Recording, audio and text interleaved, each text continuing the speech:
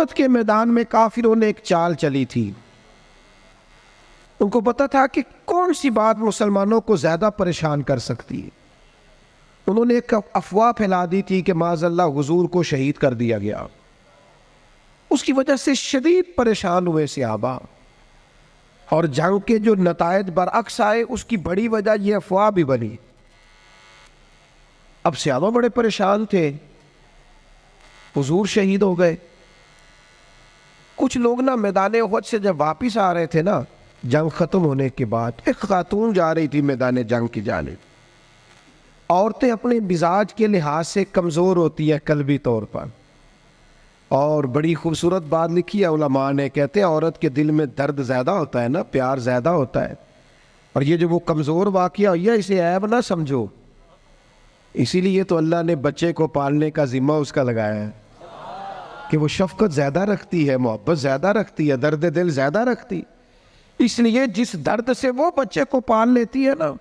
मेरा बेटा एक दिन घर में कुछ पका हुआ था, उसकी अम्मा कहने लगी खाना खाओ, कहता है मैं नहीं खाना।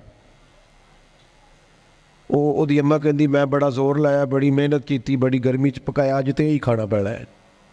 कहने लगा मैं नहीं खाना, मैं आराम से खाना खा रहा हूँ। अब वो माँ बेटा बहस कर रहे हैं। थोड़ी देर गुजर गई तो मैनू कहती तुसी क्यों नहीं बोलते। मैं क्या मैनू पता है किन्ने जीतना है, थोड़ी देर बाद खलो जाओ, मैनू पता है किन्ने जीतना है। वो बच्चा उठ के अंदर चला गया, कहने लगा मैं नहीं खाता, तुसी खाओ। वो फिर 5 मिनट लगे तो वो पकाना शुरू करता जो बच्चा कह रहा है। तो मैं क्या मैंने तो पता है ना इसका नतीजा की है, तो इस बहस में जाने की ज़रूरत है। इसलिए कि माँ औलाद के सामने हमेशा ही हार जाती है।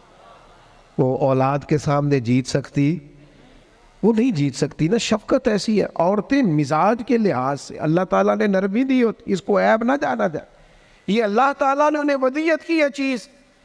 तो खातून जा रही है मैदान उहद की जानिब, वहां से सहाबा आ रहे।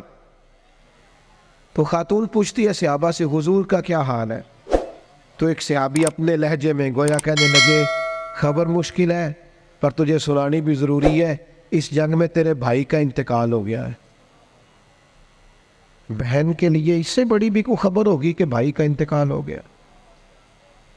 वो खातून ने ये खबर सुनी, इन्ना लिल्लाहि व इन्ना इलैहि राजिऊन पढ़ा, आगे गुजर गई। अगले सहाबी से जाके पूछती है हुजूर का क्या हाल है, और बेचैन है, दौड़ी जा रही। ये मेरी बात को समझे आप। किसी एक जगह जब आपकी मोहब्बत का गलबा होता है तो फिर बाज गम लगते ही नहीं। आपकी कैफियत ही और होती है जिंदगी गुजारने में। आगे बढ़ी, एक और सहाबी मिले, उनसे पूछती है हुजूर का क्या हाल है। तो कहने लगे मेरे पास तेरे लिए एक बड़ी सख्त खबर है, तेरे शौहर का इंतकाल हो गया।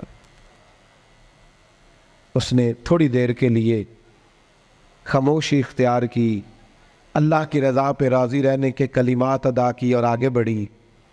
एक और शख्स से सवाल, ये ज़रा सोचते जाना, ये खबरें अगर अचानक मिले, भाई चला गया है, बाप चला गया है, इसको सोचना, अपने ऊपर तारी करना, खुदा ना करे ऐसा हो।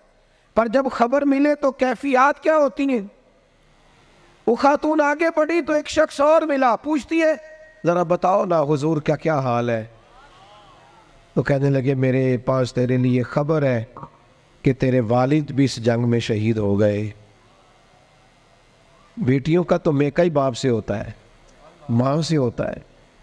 वालिद चले गए। थोड़ी देर के लिए गर्दन झुकी, कलिमात अदा की, और फिर ये पूछती है सहाबी से वालिद चले गए, भाई चले गए, शौहर चले गए, मुझे बताओ कि मेरे नबी पाक का क्या हाल है। तो सहाबी कहने लगे अल्हम्दुलिल्लाह मैं ज़ियारत करके आया हूँ, रसूल पाक बिल्कुल ठीक है, हुजूर खैर से हैं, करम में हैं, रब के फजल में, महबूब ठीक है। मैं चेहरा नूर को देख कर के आया हूँ। तो उस खातून का जुमला कितना अनोखा है, और सारे गम दूर करने के लिए रंग कितना अजीब है। वो खातून कहने लगी मेरे ऊपर अचानक खबरें आई हैं, गमों के पहाड़ टूटे हैं, लेकिन अगर हुजूर मौजूद है तो फिर कोई गम है ही नहीं, फिर कोई दुख है ही नहीं। ओ कच्चा रंग ललारी वाला, ਜਿਹੜਾ ਚੜਦਾ ਤੇ ਲੈਂਦਾ ਰਹਿੰਦਾ, ਇਹ ਇਸ਼ਕ ਤੇਰੇ ਦਾ ਰੰਗ ਮੁਹੰਮਦ ਚੜ ਜਾਏ ਫੇਰ ਨਹੀਂ ਲੈ